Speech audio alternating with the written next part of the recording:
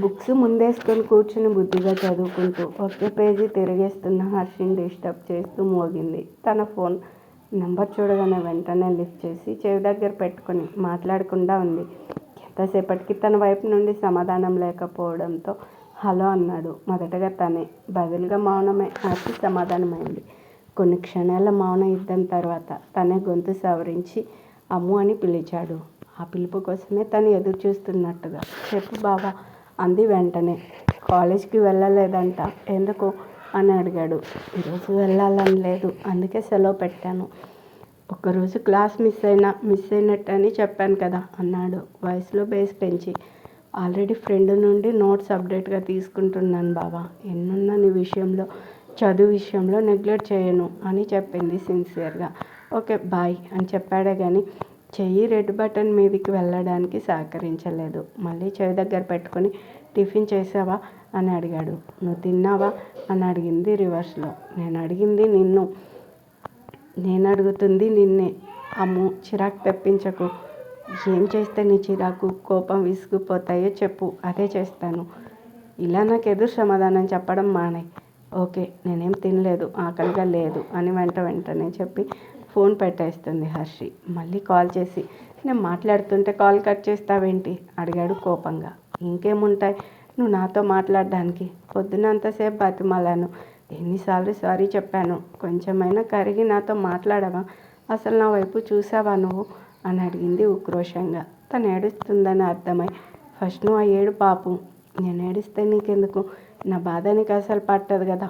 Office work meeting అని వెళ్ళావు కదా, నీకు అవే ఇంపార్టెంట్. నేను కాదు అని దెప్పి పొడుస్తూ మాట్లాడుతూనే కాల్ కట్ చేసింది హర్షి. ఈసారి చేస్తాడేమో అని చూస్తుంది, కానీ రిషి నుండి ఎటువంటి కాల్ రాకపోవడంతో తన కోపం పెరిగిపోయి అల్కపాన్పు ఎక్కేసింది. మొదటి రోజైనా ఊపిరి సల్లపని పని భారాన్ని ఆనంద్ నెత్తి మీద పడేశాడు రిషి. అతని ఇంటెన్షన్ ఫస్ట్ డేనే తనకి చుక్కలు చూపించడం అని అర్థమై సైలెంట్గా తన పని తాను చేసుకుంటూ పోతున్నాడు ఆనంద్.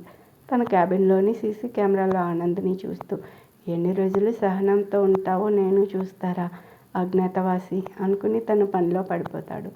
ఒకరి మీద ఒకరు కోపంతో ఆ రోజు లంచ్ కూడా స్కిప్ చేసేస్తారు రిషి హర్షి. మీటింగ్స్ అన్నీ ఫినిష్ చేసుకునేసరికి లేట్ అయిపోతుంది రిషికి.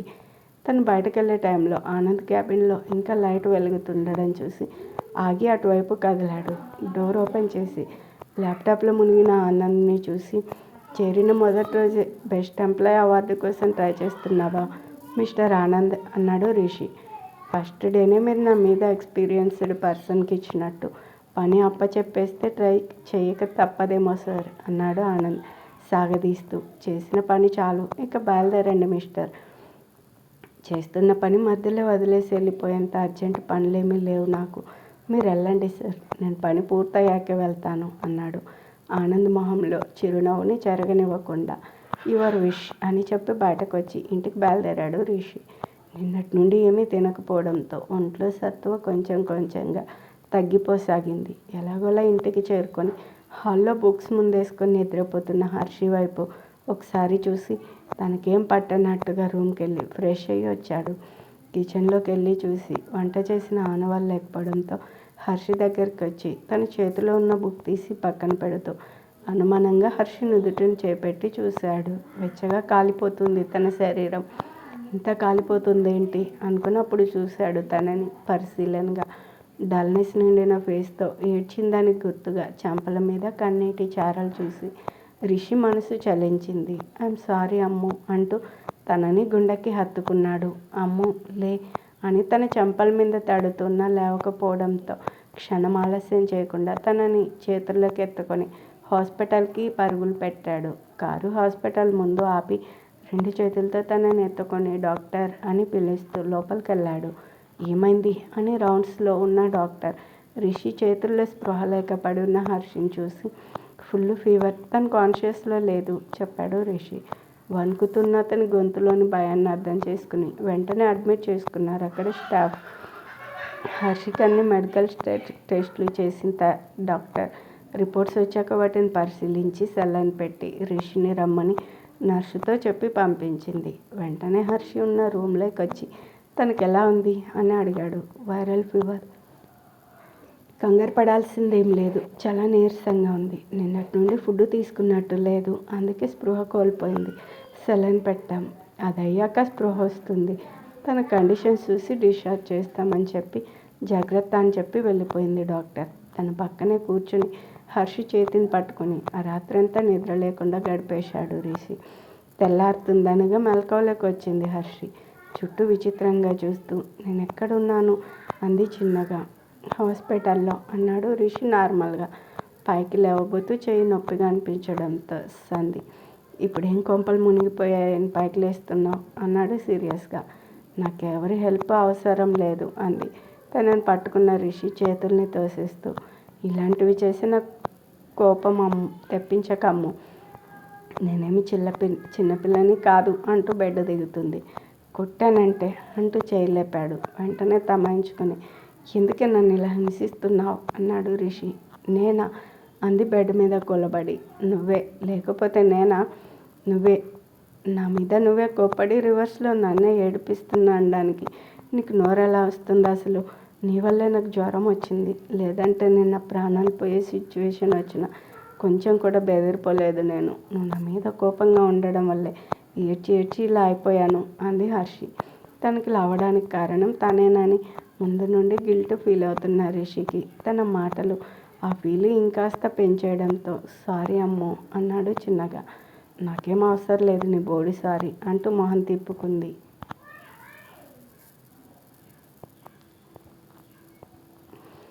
తన అలక కొంతసేపేనా అనిపించి ఎందుకు నించున్నావు? కూర్చో. అసలే డాక్టర్ను చాలా నీరసంగా ఉన్నావని చెప్పారు అంటూ తనని బెడ్ మీద కూర్చోబెట్టాడు బలవంతంగా. ఈ బుద్ధి తమరికి నాకు నీరసం వచ్చి పడిపోక ముందు ఉండాలి, ఇప్పుడు కాదు అంటూ ఆవేశంగా పైకి లేచింది హర్షి. జరిగిన దానికి సారీ అమ్మో, ఇలా అవుతుందా అనుకోలేదు అంటూ తనను మళ్ళీ బెడ్ మీద కూర్చోబెట్టాడు. ఇందాకే చెప్పాను కదా నాకేం నీ తొక్కలో సారీ అవసరం లేదని. బావా అని వెంట పడుతున్నానని అలసైపోయాను కదా నీకు అంటూ పైకి లేచింది హర్షి. రిషి కళ్ళలో కళ్ళు పెట్టి కోపంగా చూస్తూ ఎందుకు మాటి మాటికి లేచి నుంచుంటావు? చెప్పాను కదా నువ్వు నీరసంగా ఉన్నావు, రెస్ట్ అవసరమని అంటూ తను ఒక చేత్తో లిఫ్ట్ చేసి బెడ్ మీద కూర్చోబెట్టాడు రిషి. నేను వెళ్ళాలి, తప్పుకో అంటూ ఒక చేత్తో రిషిని పక్కకు నెట్టింది. ఒక ఇంచు కూడా కదలకుండా సీరియస్గా హర్షిని చూస్తూ ఉన్నాడు రిషి.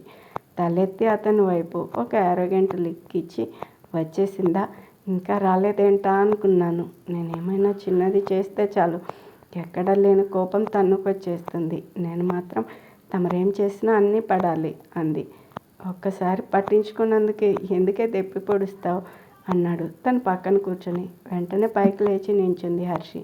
పక్కకి అడుగైపోతున్న తన చేయి పట్టి ఆపి ఇక చాలు అమ్ము, నీ హెల్త్ అప్సెట్ అవ్వడానికి కారణం నేనేనని ఇప్పటి వరకు నువ్వు చేస్తుందంతా భరించాను. ఇంకా ఎక్స్ట్రాలు చేస్తే తోలు తీస్తా. నోరు మూసుకొని డాక్టర్ వచ్చే వరకు బెడ్ మీద నుండి కదలకు అంటూ సీరియస్గా వార్నింగ్ ఇచ్చాడు రిషి. అయినా మొండిగా ముందుకు అడిగేస్తున్న హర్షి ముందు నిలబడి చెప్తుంటే నీకు కదా అని కళ్ళారా చేశాడు రిషి. తన ముందు నించున్న రిషి వైపు తన కళ్ళతో పాటు చిటికిన వేలిని పైకెత్తి నేను వాష్రూమ్కి వెళ్ళాలి అని చెప్పింది చిన్నగా. తల కొట్టుకుని పక్కకి తప్పుకొని వెళ్ళమన్నట్టుగా సైగ చేశాడు రిషి. వెటకారపు నవ్వు నవ్వి థ్యాంక్స్ అని వాష్రూమ్కి వెళ్ళి విసురుగా డోర్ వేసేసింది. ఈ మధ్య నేను తన మీద ఎక్కువ ఆవేశపడిపోతున్నానా అనే ఆలోచనలో పడ్డాడు రిషి. రిషి నుండి ఫోన్ రాగానే చారుని కలవడానికి వెళ్తున్నవాడల్లా ఆగి తన తండ్రి బాబాయ్ గాయాలతో పడి ఉన్న అడ్రస్కి ఆగమేఘాల మీద వెళ్ళాడు ఆకాష్. ప్రాణమున్న జీవోత్సవాల్లో ఉన్న వాళ్ళని చూసి మనసు చలించిన ఆస్తి కోసం రిషి హర్షిలను చంపడానికి కూడా వెనకాడని వాళ్ళకి ఇదే తగిన శాస్తి అనుకుని వెంటనే అంబులెన్స్కి ఫోన్ కలిపాడు ఆకాష్. అంబులెన్స్ రాగానే ఇద్దరిని అందులో ఎక్కించి తను ఫాలో అవుతూ హాస్పిటల్కి వెళ్ళాడు. స్ట్రెచర్ మీద తీసుకొచ్చిన ఇద్దరిని చూసి ఏమైందని అడిగాడు డాక్టర్. యాక్సిడెంట్ అని చెప్పడంతో పోలీస్ కేసు అవుతుందని భయపడి డాక్టర్ వెనక్కి తగ్గడంతో అతను జేబు తడిపి హాస్పిటల్లో అడ్మిట్ చేశాడు ఆకాష్. ఇద్దరి పరిస్థితి విషమంగా ఉందని తెలుసుకుని వెంటనే ఎమర్జెన్సీ వార్డుకి తీసుకెళ్లారు. సారీ అన్నయ్య, వాళ్ళు ఎంత దుర్మార్గులైనా కళ్ళ ముందు ప్రాణం పోతుంటే చూస్తూ ఉండలేకపోయాను, అందుకే హాస్పిటల్లో అడ్మిట్ చేశాను అని రిషికి మెసేజ్ పెట్టి ఇంట్లో వాళ్ళకి ఫోన్ చేసి గోవింద్ అవినాష్లకి యాక్సిడెంట్ అయిందని చెప్తాడు. చారు నుండి వస్తున్న ఫోన్స్ కాల్ అవాయిడ్ చేయడంతో విషయం తెలియక తన మీద ఫుల్ కోపంగా ఉంటుంది చారుశీల. హర్షి ఫ్రెష్ అయ్యి వచ్చేలోపు తన కోసం టిఫిన్ తెప్పిస్తాడు రిషి. హర్షి రాగానే ప్లేట్ తన చేతికి అందిస్తూ తిను అన్నాడు బేస్ వాయిస్లో. మరి నువ్వు అన్నట్టుగా రిషి వైపు చూసింది హర్షి. తన భావం అర్థమై నేను తిన్నాను, నువ్వు కూడా తిను అన్నాడు రిషి. ఎందుకు తినకుండా తిన్నానని అబద్ధాలు చెప్తావు అంటూ వెళ్ళి బెడ్ మీద కూర్చుంది. అబద్ధం చెప్పాల్సిన అవసరం నాకు లేదు. నువ్వు ఫ్రెష్ అవ్వకుండా కాఫీ కూడా ముట్టావు, అలాంటిది తిన్నాను అంటే ఎలా నమ్మేస్తాను అనుకున్నావు? అమ్మో వాదన అనవసరం, ఫస్ట్ నువ్వు తిను, టాబ్లెట్స్ వేసుకునే టైం అయింది. అలా అయితే ఫ్రెష్ అయ్యిరా, కలిసే తిందాం అంది హర్షి. ఎందుకు మొండు పట్టు పట్టిన కోపం తెప్పిస్తావు? నిన్ను తినమని చెప్తున్నా కదా, ఎందుకు నేను వద్దన్న బలవంతం చేస్తావు? నీతో పాటు తింటాను అంటున్నా కదా, వెళ్ళి ఫ్రెష్ అయ్యిరా, ఇద్దరం తిందాం, అసలే నేను టాబ్లెట్స్ వేసుకోవాలి అంటూ ఆర్డర్ పాస్ చేసింది హర్షి. నన్ను బెదిరించే ధైర్యం వచ్చేసింది నీకు, వన్స్ నీకు నయం అవని చెప్తా అని హర్షి వైపు గుర్రుగా చూసి ఫ్రెష్ అవ్వడానికి వెళ్ళాడు. మరి మామూలుగా చెప్తే వినే రకాల మీరు, అందుకే నా స్టైల్లో చెప్పా, ఇప్పుడు వింటావు అని నవ్వుకుంది హర్షి. పావుగంట తర్వాత రిషి ఫ్రెష్ అయ్యి వచ్చాడు. ఇద్దరు కలిసి టిఫిన్ ముగించి హర్షి వేసుకోవాల్సిన టాబ్లెట్స్ వేసుకున్నాక నువ్వు రెస్ట్ తీసుకోమ్మో, నేను డిశ్చార్జ్ ఎప్పుడు చేస్తారో డాక్టర్ని కనుక్కొని వస్తాను అని చెప్పి వెళ్ళాడు రిషి. తనకి చేయాల్సిన ఇంజెక్షన్ ఒకటి బాకీ ఉండడంతో అది చేశాక తనకోసారి చెక్ చేసి చెప్తామని డాక్టర్ చెప్పడంతో ఆమెను తీసుకుని హర్షి రూమ్ వరకు వచ్చి ఆగిపోయాడు. ఇక్కడే ఆగిపోయారు మిస్టర్ రిషి, లోపలికి రండి అంటూ పిలిచింది డాక్టర్. ఇప్పుడు మీరు తనకి ఇంజెక్షన్ చేస్తుంటే నేను చూడలేను, మీరు చెక్ చేశాక పిలవండి, వస్తాను అని చెప్పి అక్కడే ఉండిపోయాడు. డాక్టర్ నవ్వుకుని లోపలికి వెళ్ళి నిద్రపోతున్న హర్షికి ఇంజెక్షన్ ఇచ్చింది. నొప్పికి మెలకు వచ్చిన తను రిషి కోసం చూడగా తను ఎవరి కోసం చూస్తుందో అర్థమై మీ హస్బెండ్ బయట ఉన్నారని చెప్పింది డాక్టర్. మెడిసిన్ కోసం పంపించారా? నాకు వచ్చింది జ్వరమే కదా అని అడిగింది హర్షి. మీకు ఇంజెక్షన్ చేయడం మీ హస్బెండ్ చూడలేరట, అందుకే బయటే ఉండిపోయారు అని చెప్పింది డాక్టర్ నవ్వు ఆపుకుంటూ. అవునా, మరైతే నన్ను ఇంటికి ఎప్పుడు పంపిస్తారు? నాకేం కాలేదు కదా, ఒట్టి జ్వరమే కదా వచ్చింది అని అడుగుతుంది బెంగగా. వచ్చింది జ్వరమే, కానీ హెవీగా వచ్చింది. 2 సెలైన్లు పెడితే కానీ స్పృహలోకి రాలేదు. మీరు రాత్రంతా మీ హస్బెండ్ నిద్రపోకుండా మిమ్మల్ని చూస్తూనే ఉన్నారని నర్సు చెప్పింది. ఆయనకి మీరంటే చాలా ఇష్టం అనుకుంటా అంది డాక్టర్. డాక్టర్, నాకు హెల్ప్ చేస్తారా అని అడిగింది హర్షి. హెల్పా? నేనా? ఏం చేయాలి? నన్ను వెంటనే డిశ్చార్జ్ చేయండి ప్లీజ్. నేను ఇక్కడే ఉంటే నాకేం కాకుండానే ఏదో అయిందనుకొని నేను పేషెంట్లా ఫీల్ అవుతాను, ప్లీజ్ అని బతిమాలింది హర్షి.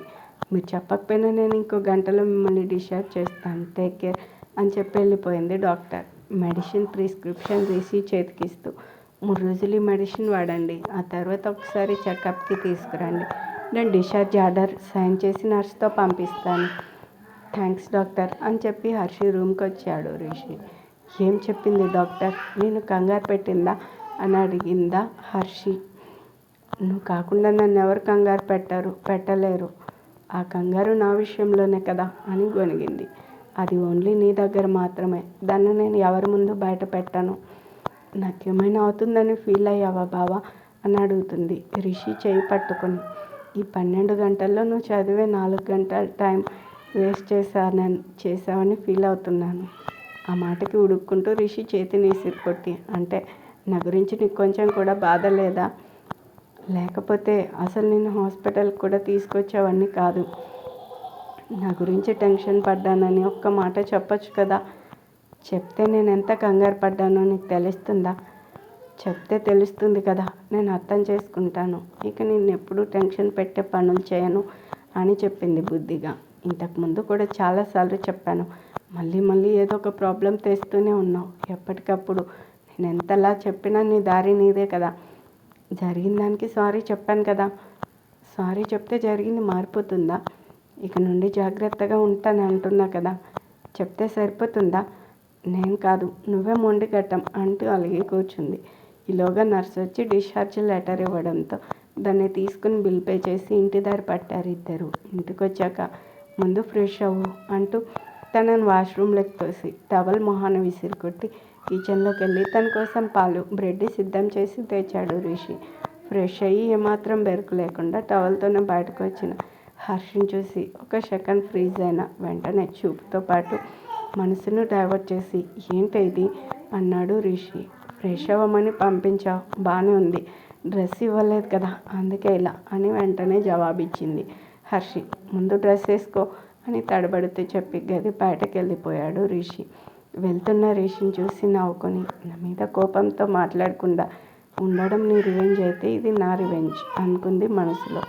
డ్రెస్ వేసుకుని రిషి తెచ్చిన బ్రెడ్ పాలని ఆంఫట్టమనిపించి బెడ్ మీద ఆరంగా కాళ్ళు చాపుకొని కూర్చుంది హర్షి. తన ఫోర్స్ చూసి దీనికి మామూలుగా లేదు బలుపు అనుకుని తన టవల్ తీసుకుని వెళ్తూ ఆగి డ్రెస్ కూడా తీసుకొని హర్షి వైపు ఒక లుక్ ఇచ్చి వెళ్ళిపోయాడు రిషి. డ్రెస్ తీసుకోవాలని మాకు తెలియదు, మరి నిన్ను ఉడికించడమే నా ప్లాన్ కదా అనుకుంది హర్షి.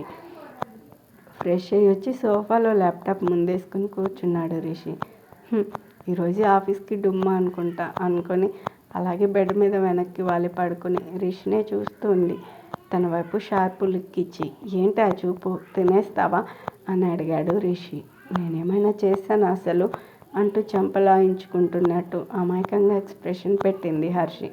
దీనికి ఏదో అయ్యింది అనుకుంటే అక్కడి నుండి లేచి బాల్కనీలోకి వెళ్ళి సెటిల్ అయ్యాడు. నిన్ను డిస్టర్బ్ చేయడానికే నేను ఉన్నాను అన్నట్టుగా అతను వెనకే వెళ్ళి కాస్త దూరంగా కూర్చుని రిషినే చూస్తూ ఉంది. అమ్ము, వర్క్ ఉంది, ఎందుకు డిస్టర్బ్ చేస్తున్నావు? అసలు నేను నిన్ను కదిలించానా?